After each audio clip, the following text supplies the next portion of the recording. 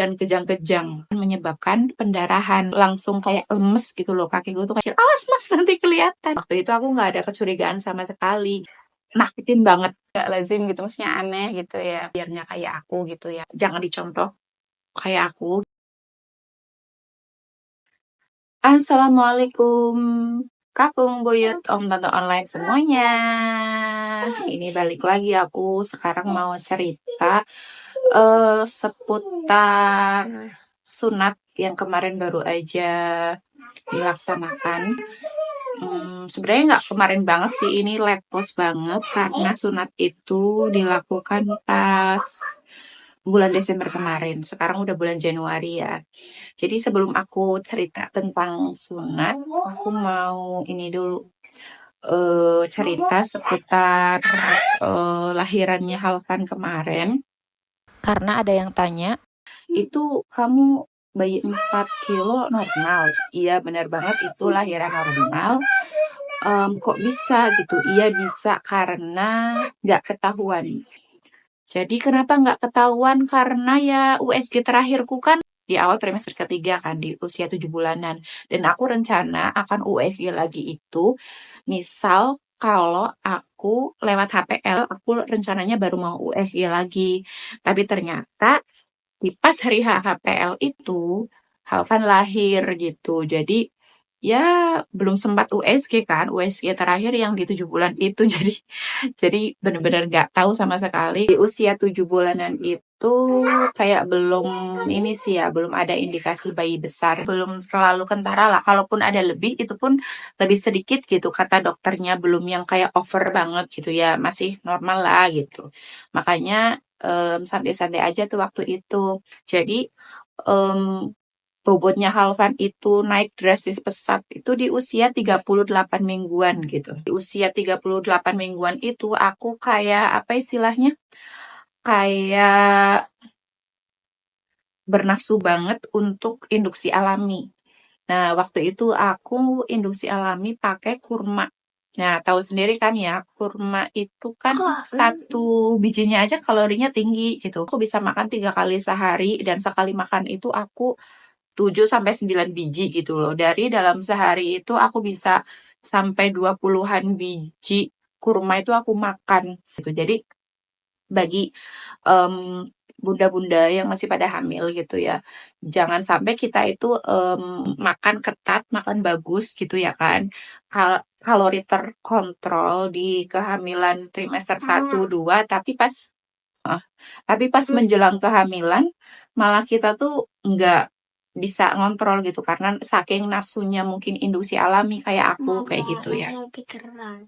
Dan misalnya kalau ketahuan sebelum lahiran itu pasti akan disarankan untuk sesar. Kata dokterku ya yang cerita ke aku, kalau lahiran normal bobot bayi besar, pertama resiko bayi tersangkut. Yang kedua itu resiko ketika rahim dia berkontraksi mengeluarkan janin dan dia nggak kuat gitu ya karena bobotnya besar, si rahim itu bisa kemungkinan robek. Nah, robekan itu yang nanti akan menyebabkan pendarahan. Nah, pendarahan ini adalah salah satu faktor yang paling sering menjadi penyebab meninggalnya ibu melahirkan gitu. Jadi aku ngerasa alhamdulillah banget beruntung gitu, apalagi pas dikasih tahu gitu kan resiko-resiko tadi. Kalau apa namanya melahirkan bayi besar ini resikonya gini gini gini. Aku tuh pas diceritain itu aku tuh langsung kayak lemes gitu loh, kaki gue tuh kayak ya Allah, aku tuh ngerasa kayak tadi tuh proses yang berbahaya gitu loh, tapi bisa melewati itu semua itu tuh kayak alhamdulillah banget gitu loh, beruntung gitu. Jadi untuk bunda-bunda semuanya gitu ya, jangan dicontoh kayak aku gitu kan, tetap kontrol mental, psikis, dan juga nutrisi dan kalori sampai menjelang HPL kayak gitu kan, biar nggak kayak aku, dan juga pantau terus USG-nya. Bahkan ya mungkin usia 38, 39, bagusnya sih mungkin USG lagi ya gitu. Gimana kondisi janin kita, bobotnya gimana-gimana, semuanya jadi lebih jelas menjelang persalinan kayak gitu sih. Nah, terus mau cerita lagi yang ini ya, yang sunat ya. Jadi Halvan itu disunat di usia 3 bulan. Kalau di daerahku pribadi gitu ya, jangankan sunat bayi gitu, balita yang disunat aja tuh sebenarnya masih tabu gitu ya. Maksudnya masih kayak apa ya, masih nggak umum gitu loh. Di bawah, maksudnya usia TK ke bawah itu tuh masih sangat tidak umum gitu. Makanya bayi disunat tuh kayaknya tuh gimana gitu loh, scary-scary gimana gitu. Nah, kenapa disunat di usia segitu? Karena banyak pertimbangan. Jadi yang pertama itu karena dulu aku ada pengalaman sama anak kedua, Altaf, itu dulu sempat kena infeksi saluran kemih. Altaf itu dulu kena infeksi saluran kemih di usia 15 bulan. Dan dulu tuh ini ya, maksudnya nggak terlalu kelihatan banget gitu tanda-tandanya karena dari bayi pun sebenarnya dia tuh pipis lancar-lancar aja kayak gitu kan. Normal gitu ya. Makanya aku tuh nggak terlalu ngeh. Baru kayak di usia 1 tahun ke sini tuh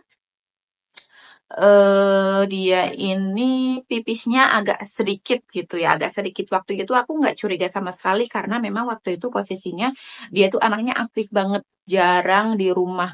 Jadi di luar rumah terus kan aktivitasnya main ke tetangga, pindah-pindah ke sana ke sini. Baru dia itu makan minum juga tuh sedikit, terutama minum ya, minum pun sedikit gitu. Minum susu juga nyusu dia itu posisi kalau di rumah doang dan waktu itu dia itu jarang di rumah kalau siang hari. Jadi aku mikirnya pas dia pipisnya sedikit, oh ini anak karena memang cairan yang masuk itu sedikit, asupan cairannya sedikit, makanya dia pipisnya sedikit gitu. Dan waktu itu aku nggak ada kecurigaan sama sekali gitu. Sampai pada akhirnya waktu itu dia lagi flu, batuk sama demam juga gitu. Flu, batuk, demam. Waktu itu memang lagi musim pancaroba, jadi emang lagi musim banyak orang flu, batuk, demam gitu kan. Suatu malam flu, batuk, demamnya itu dia posisinya belum belum sembuh nih. Cuman emang demamnya itu dia naik turun di malam hari itu ada di mana dia itu kejang. Jadi kalian tahu kan film Avatar kayak gimana Avatar yang biru itu?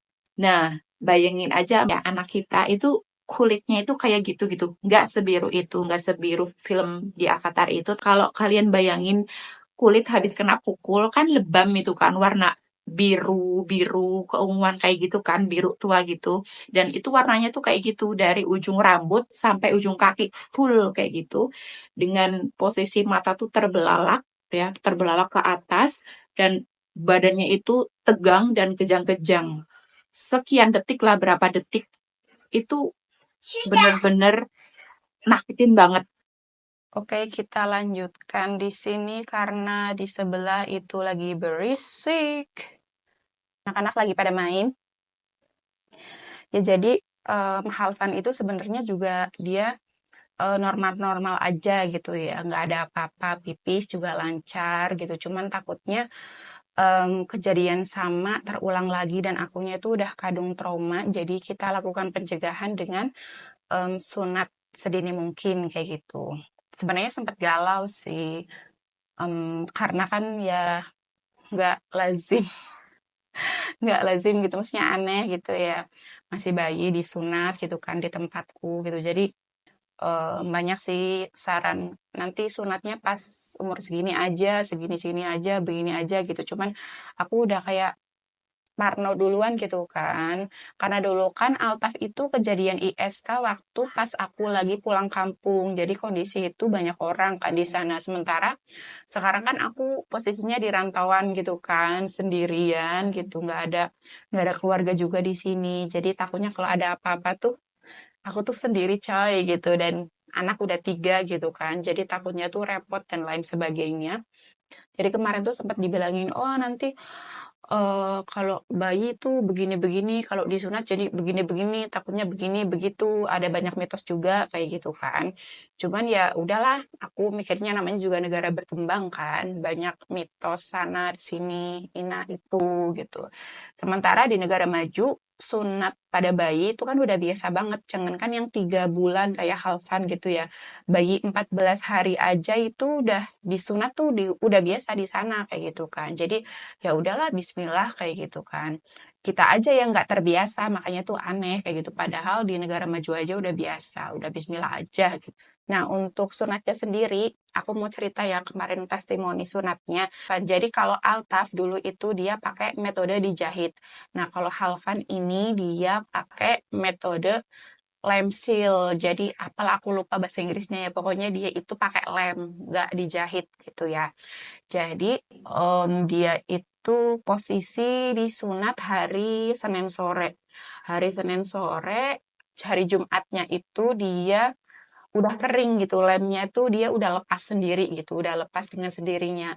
Waktu itu juga dokternya bilang, wah ini cepet ya keringnya kayak gitu, karena ya mungkin karena masih bayi gitu ya, jadi kan proses penyembuhannya dan lain sebagainya itu lebih cepat kayak gitu kan, karena kan semakin kecil usia anak penyembuhannya itu mungkin lebih cepat ya dibanding anak yang lebih besar mungkin sih gitu. Dan pasca sunatnya gimana, dia rewel atau enggak? Alhamdulillah enggak. Jadi Halfan itu dia nangis waktu pas tindakan aja. Ya namanya orang disuntik kan penisnya gitu kan, dibius gitu kan, ya pasti dia nangis gitu kan. Lalu pas kita sorenya pulang ke rumah, alhamdulillah dia nggak ada nangis, nggak ada keluhan apapun sih, anaknya nggak rewel gitu.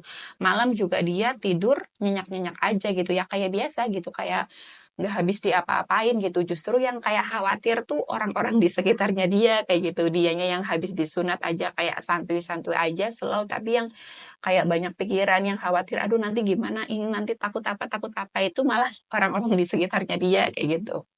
Jadi overall aku sih kemarin alhamdulillah sih puas banget gitu. Udah nyunat Halfan yang masih bayi dan aku sama sekali tidak ada apa ya, kepikiran-kepikiran apapun. Sekarang udah lega semuanya kan, sudah beres, anaknya juga nggak rewel, sunatnya juga bagus. Dari pengalamanku kemarin, aku ada beberapa tips sih ya dari pengalamanku ya kemarin. Jadi kalau mau nyunat bayi gitu ya, anak kecil gitu, yang masih istilahnya masih belum terlalu ngerti gitu kan. Yang pertama itu pastikan dulu dia itu kenyang perutnya, terus yang kedua dia itu kenyang tidurnya.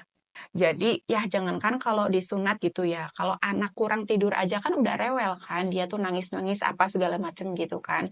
Jadi untuk meminimalisir kerewelan tambahan gitu ya, jadi pastikan kenyang tidurnya gitu anak-anak.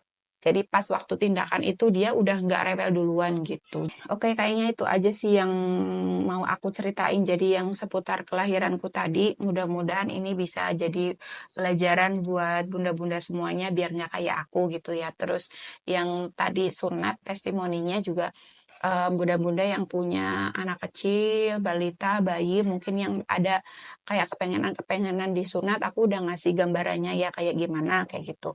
Dari pengalamanku yang kemarin. Jadi, semua-semua kan terserah ya, tergantung keputusan bunda-bunda semua mau nyunat masih kecil, apa pas sudah besar, itu semua ada plus minusnya masing-masing gitu. Tergantung kita sebagai orang tuanya gimana. Oke, itu dulu. Kita jumpa lagi di video selanjutnya. Sampai jumpa. Assalamualaikum.